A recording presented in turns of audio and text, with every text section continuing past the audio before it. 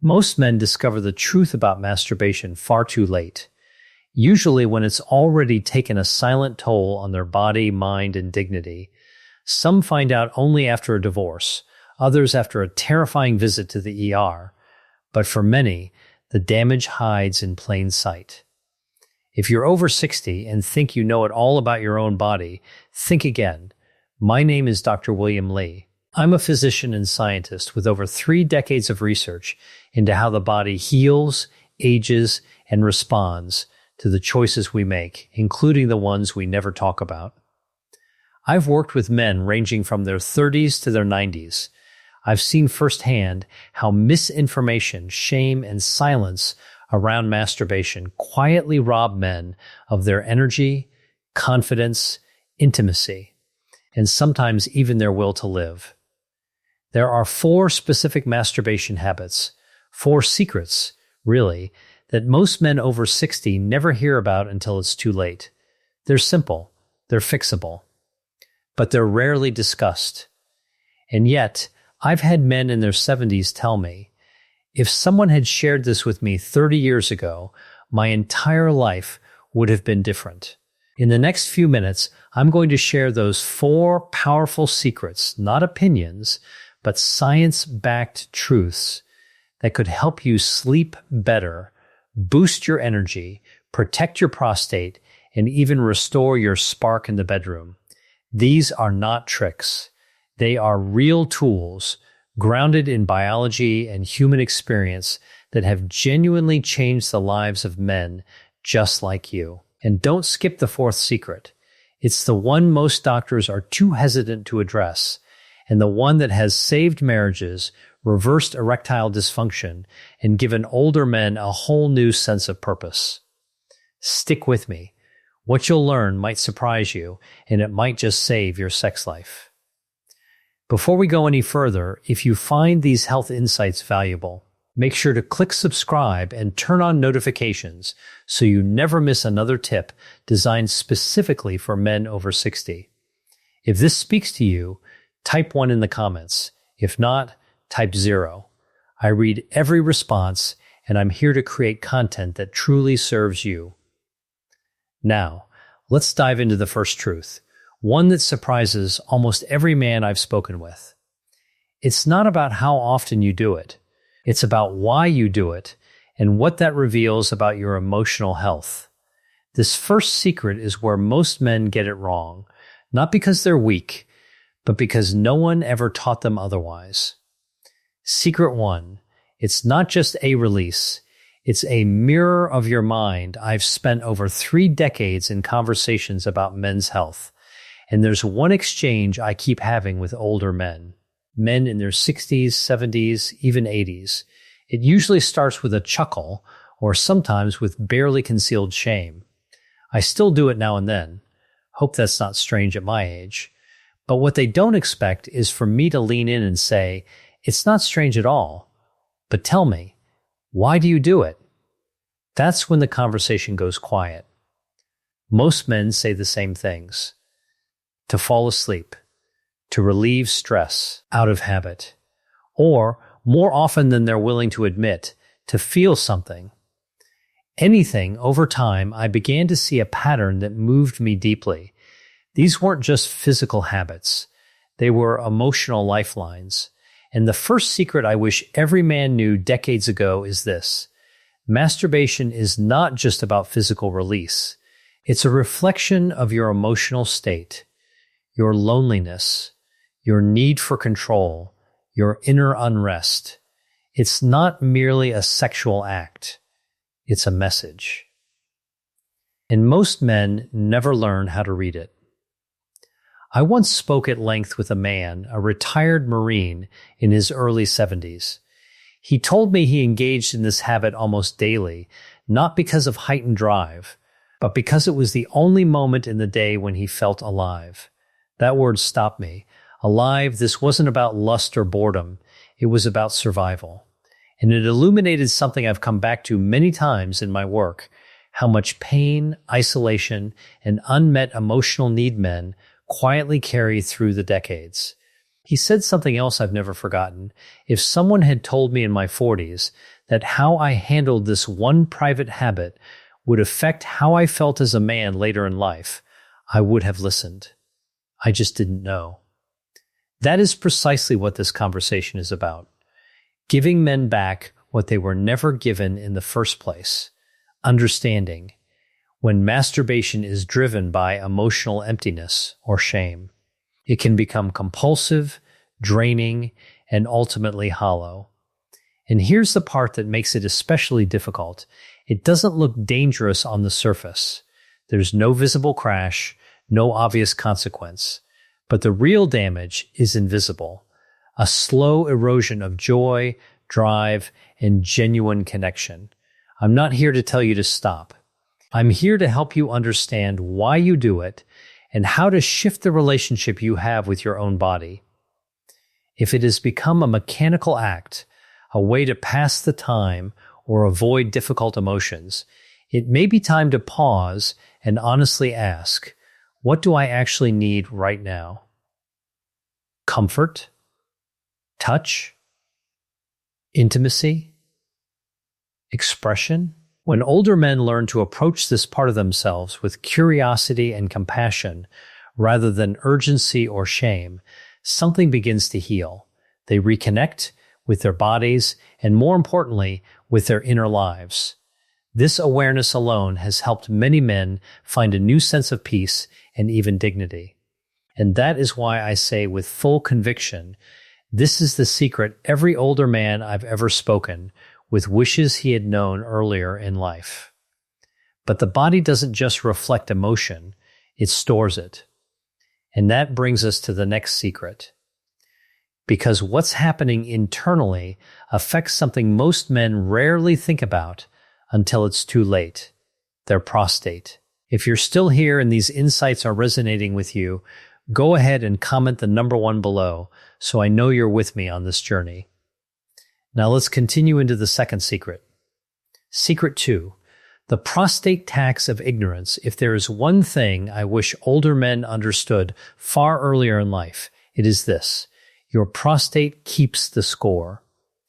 And if you ignore it, eventually you pay the price. I have reviewed the research on prostate health extensively, and I have also sat with men whose symptoms they assumed were simply the cost of growing older, frequent nighttime urination, painful release, or that frustrating sense of pressure that never quite resolves. But often the root cause traces back decades to how they treated their sexual health, including something as personal as masturbation. Most men think of the prostate as just some gland that enters the conversation once you pass a certain age. What they don't realize is that it is deeply intertwined with your sexual rhythm, and how often and how mindfully you ejaculate can play a significant role in its long-term function. This is not about guilt or control. It is about flow. Your prostate is not designed to be neglected, nor is it built to be overworked. It functions best with regular, moderate activity, not long periods of abstinence followed by sudden intense episodes, and not compulsive overuse either. In the research on prostate biology, what emerges consistently is the importance of rhythm and balance in maintaining healthy glandular function. I remember speaking with a man, a retired truck driver in his late 60s, who came in after a frightening episode, blood in the urine, difficulty initiating his stream, discomfort during ejaculation. He was convinced it was cancer. Fortunately, it was not. But his prostate was severely inflamed. When I asked him about his habits, he told me he had gone years without any release at all, then began again suddenly and frequently, believing it might help restore what he'd lost. By that point, his body had already begun to turn against him. The inflammation was his body's signal, not of failure, but of imbalance. He looked at me and said, "No one ever told me this mattered. Not one person in my entire life ever said this was something to pay attention to." That stayed with me, because he is far from alone. What most men never learn is that ejaculation plays a functional role in prostate health.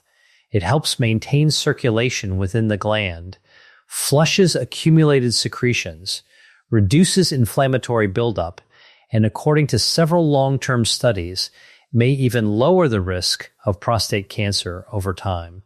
But this is not about chasing numbers or establishing a rigid schedule. It's about finding a rhythm that works with your body rather than against it.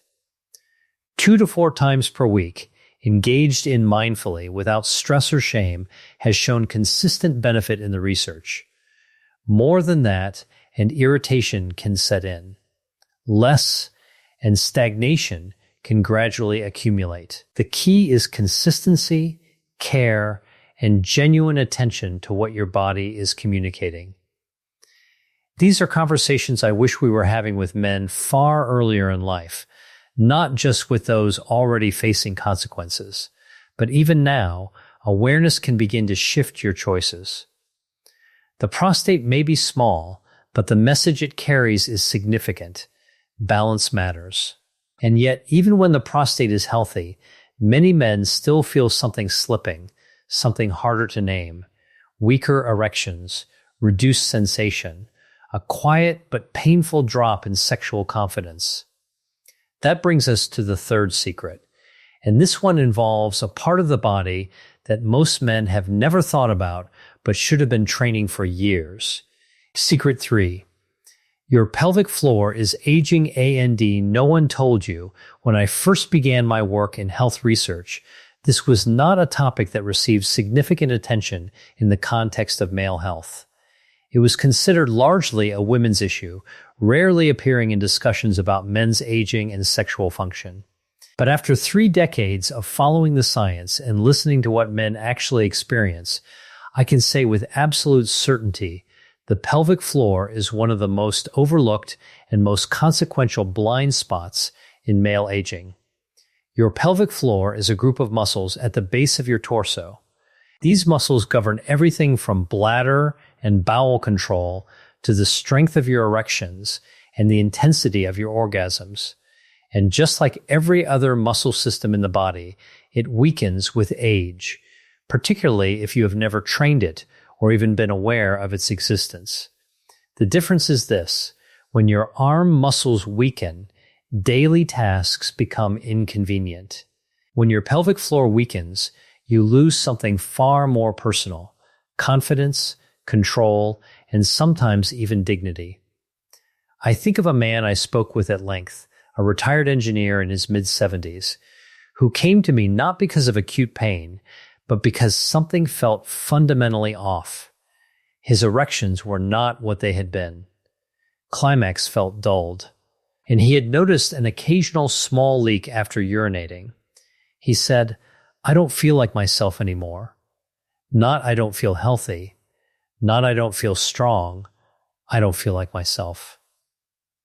When we explored his physiology carefully, his cardiovascular health was solid, his hormonal picture stable, but his pelvic floor was profoundly weakened.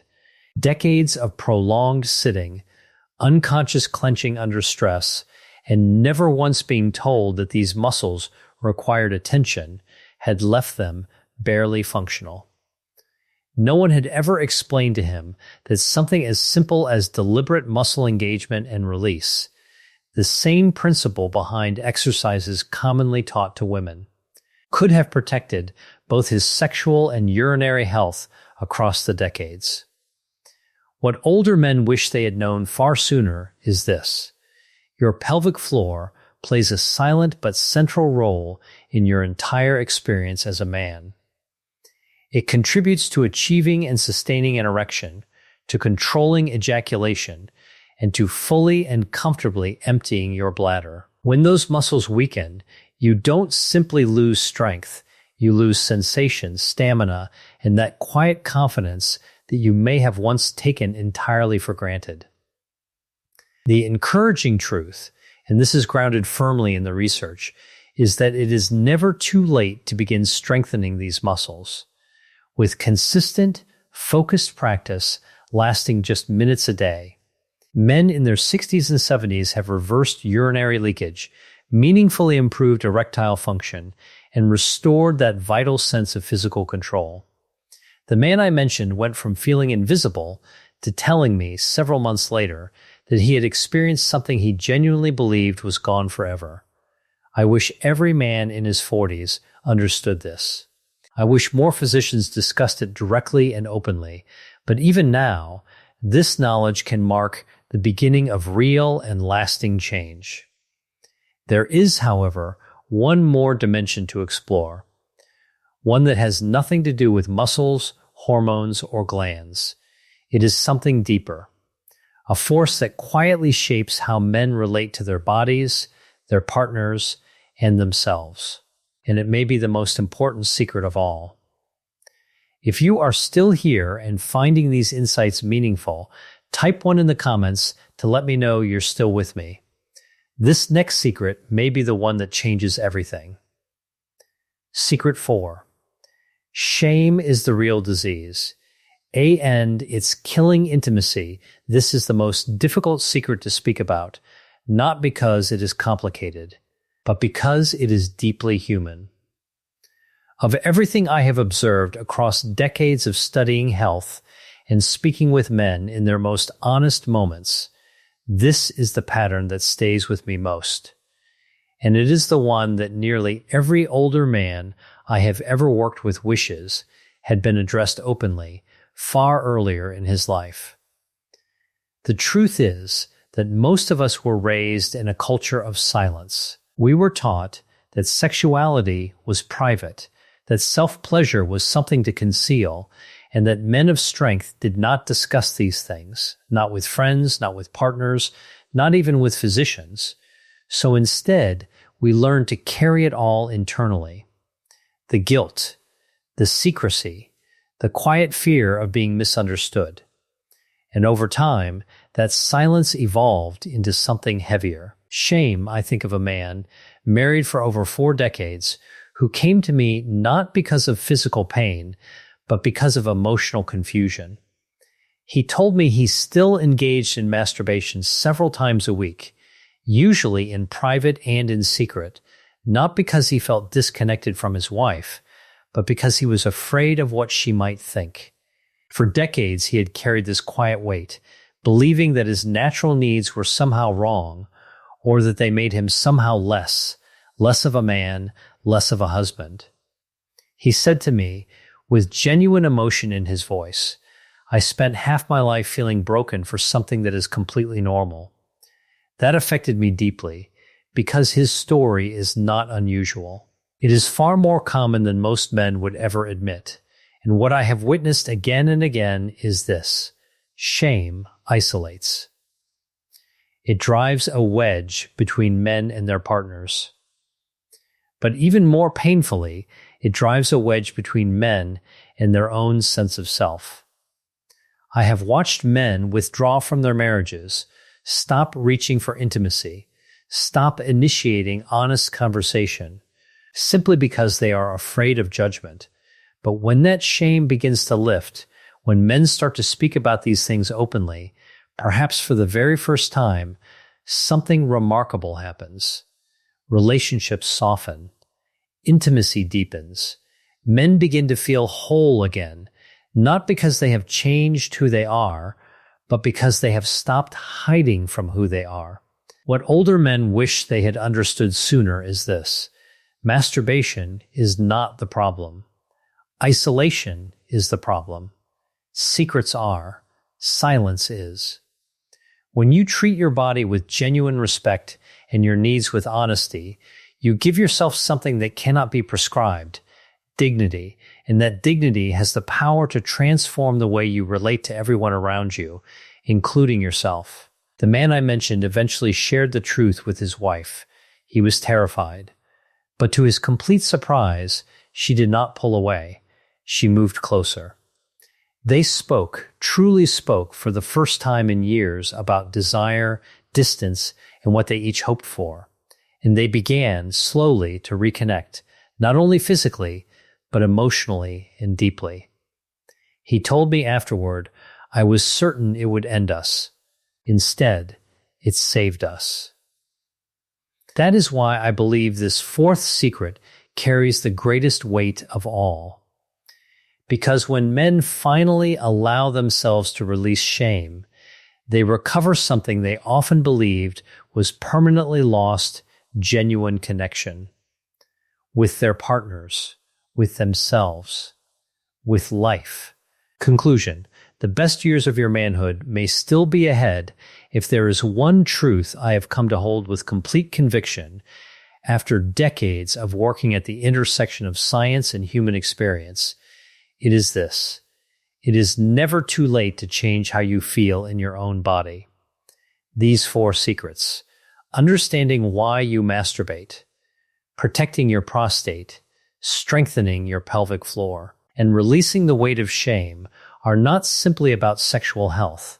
They are about reclaiming your relationship with your body, your energy, and your sense of self.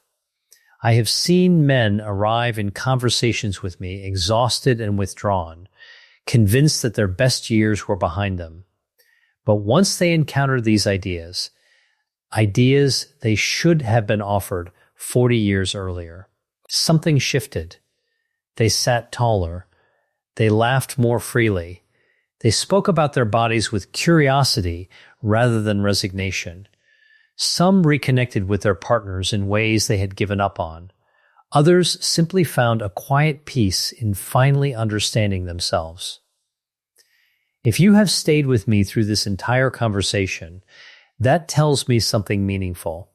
It tells me you care about your health, about your relationships, about who you are still becoming.